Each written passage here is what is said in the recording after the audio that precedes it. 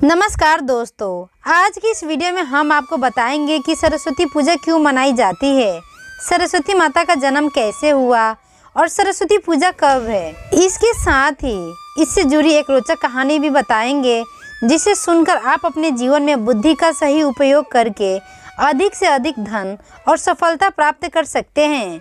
सरस्वती माता को विद्या, बुद्धि और ज्ञान की देवी माना जाता है और उनकी पूजा से जीवन में सकारात्मक बदलाव आते हैं। इसीलिए इस वीडियो को अंत तक जरूर देखें ताकि आपको शास्त्र का सही ज्ञान प्राप्त हो सके और आप पूजा की विधि को सही तरीके से अपनाकर अपने जीवन में उन्नति कर सकें। माता सरस्वती का जन्म ब्रह्मा जी के द्वारा सृष्टि की रचना करते समय हुआ था। पौराणिक कथा के अनुसार जब ब्रह्मा जी ने सृष्टि का निर्माण किया था तो यह चारों ओर शून्य और अशांति थी। सृष्टि को ज्ञान, संगीत और कला से सुशोभित करने के लिए उन्होंने अपने कमंडल से जल लेकर एक मंत्रोच्चारण किया। उनके मंत्र से एक दिव्य स्त्री प्रकट हुई, जिनके हाथों में वीणा, पुस्तक, माला और कमंडल थे। यह देवी सरस्वती थी, जिन्हें विद्या, ज्ञान, संगीत और कला की देवी माना जाता है। ब्रह्मा जी ने उनसे सृष्टि में असंतुलन और चेतना लाने का आग्रह किया। देवी सरस्वती ने अपनी वीणा के तार छोड़े, जिससे समस्त सृष्टि में ध्वनि, संगीत और सौंदर्य का प्रभाव हुआ। उन्होंने जड़ चेतना को ज्ञान और विवेक प्रदान किया। इसी कारण से उन्हें वीणा वादिनी और शारदा भी कहा जाता है। माता सरस्वती को ज्ञान, विद्या, बुद्धि और वाणी की देवी माना जाता है। यह माना जाता है कि जहाँ सरस्वती का वास होता है, वहाँ लक्ष्मी का वास होता है, क्योंकि धन का सदुपयोग और उसे बनाए रखने के लिए विवेक और ज्ञान की आवश्यकता होती है, जो माता सरस्वती प्रदान करती हैं। यह कहा गया है कि यदि व्यक्ति के पास ज्ञान नहीं है तो धन भी व्यर्थ हो जाता है। माता सरस्वती से प्रेरित वाणी, बुद्धि और विवेक से व्यक्ति अपनी वाणी से दूसरों को प्रभावित कर सकता है, जिससे उससे मान सम्मान, प्रसिद्धि और धन की प्राप्ति हो सकती है। यदि कोई व्यक्ति माता सरस्वती की कृपा प्राप्त कर लेता है तो उसका जीवन विद्या, संगीत और रचनात्मक से परिपूर्ण हो जाता है। कहा जाता है कि वाणी में सरस्वती का वास होता है तो व्यक्ति अपनी बातों और कर्मों से सफलता प्राप्त करता है। इसीलिए विद्वान छात्रा, कलाकार और संगीतकार विशेष रूप से उनकी पूजा कर सकते हैं। माता सरस्वती का वंदन हर व्यक्ति को इस बात की प्रेरणा देता है कि जीवन में धन के साथ ज्ञान का भी महत्व है।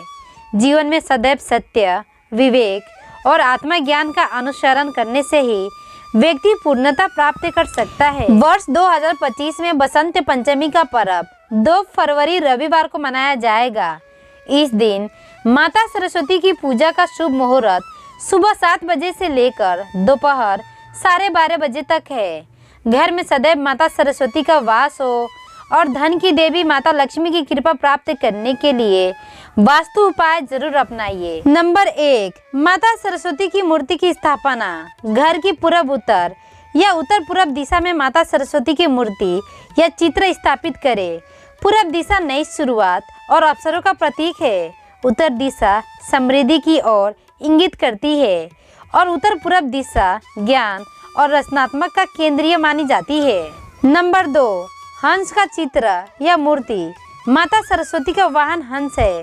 स्टडी रूम में हंस की तस्वीर या मूर्ति रखने से बच्चों में पढ़ाई के प्रति रुचि बढ़ती है और घर में शुभता का संचार होता है।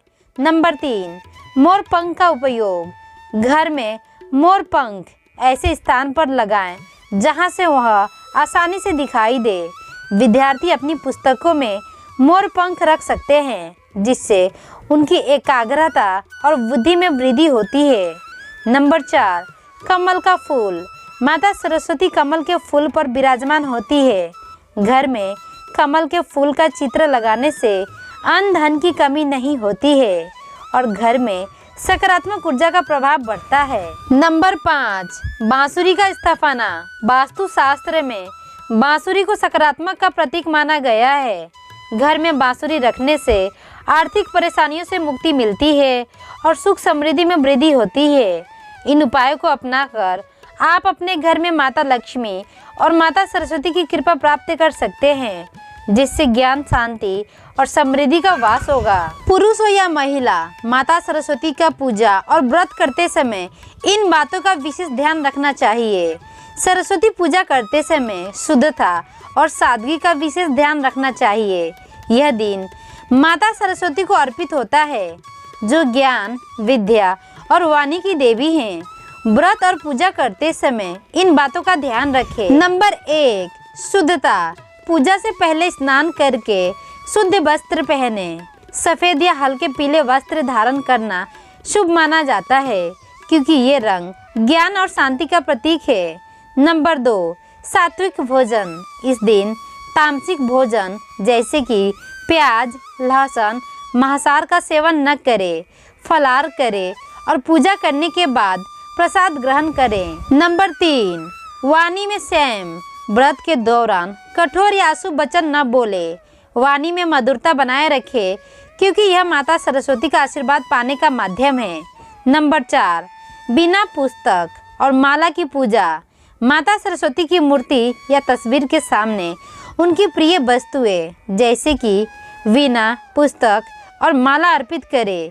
पूजा में सफ़ेद फूल, पीले कपड़े और प्रसाद में खीर या मिष्ठान का भोग लगाएं। विद्यार्थी को बुद्धि तेज करने के लिए उपाय। नंबर 1, पूजा में भाग लेना चाहिए।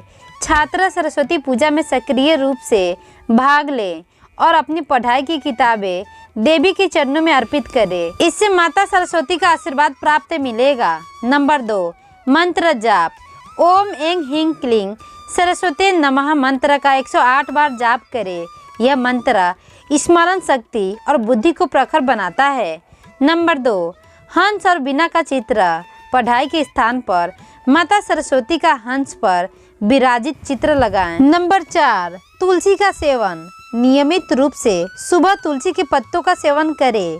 यह मानसिक शक्ति और स्मरण शक्ति को बढ़ाने में सहायक है। नंबर 5, सूर्योदय के समय पढ़ाई।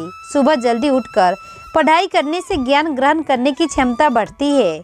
सूर्योदय का समय विद्या अध्ययन के लिए सबसे उत्तम माना गया है। नंबर 6, सफ़ेद चीज़ों का उपयोग करें। पढ़ाई के स्थान पर सफ़ेद वस्त्र, सफ़ेद आसन और सफ़ेद रंग की वस्तुओं का उपयोग करें। सफ़ेद रंग सकारात्मक और शक्ति का प्रतीक है। इन उपाय और व्रत के नियमों का पालन करने से न केवल माता सरस्वती की कृपा प्राप्त होती है, बल्कि छात्रों की बुद्धि भी तेज होती है और वो अपनी पढ़ाई में सफलता प्राप्त करते हैं।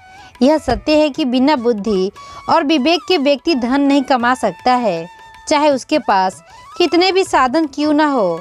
इसका एक सुंदर उदाहरण पौराणिक कथा में मिलता है। आइए जानते हैं। एक कथा के अनुसार धन और बुद्धि का महत्व। एक बार देवी लक्ष्मी और देवी सरस्वती में चर्चा हुई कि मनुष्य के जीवन में कौन अधिक महत्वपूर्ण है। देवी लक्ष्मी ने कहा कि धन के बिना व्यक्ति जीवन में कुछ भी नहीं कर सकता है, जबकि देवी सरस्वती ने तर्क दिया कि बिना ज्ञान और बुद्धि के धन का सही उपयोग करना असंभव है। इस चर्चा को समाप्त करने के लिए उन्होंने एक साधारण व्यक्ति को उदाहरण बनाने का निश्चय किया। वो दोनों एक गरीब किसान के घर पहुंची। किसान मेहनती था, लेकिन उसे खेती के बारे में ज़्यादा जानकारी नहीं थी, इसीलिए उसकी फसलें अक्सर खराब हो जाती थी। सबसे पहले देवी लक्ष्मी ने अपनी कृपा बरसाई। किसान को अचानक बहुत धन और संपत्ति मिल गई, लेकिन वह बुद्धिहीन और अनुभवहीन था। उसने धन का उपयोग गलत चीज़ों पर किया, फिजूल खर्ची की और गलत निवेश कर दिया। कुछ ही समय में सारा धन समाप्त हो गया और वह फिर से गरीब हो गया। दूसरा परीक्षा सरस्वती माता की। अब देवी सरस्वती ने किसान को ज्ञान और विवेक का आशीर्वाद दिया।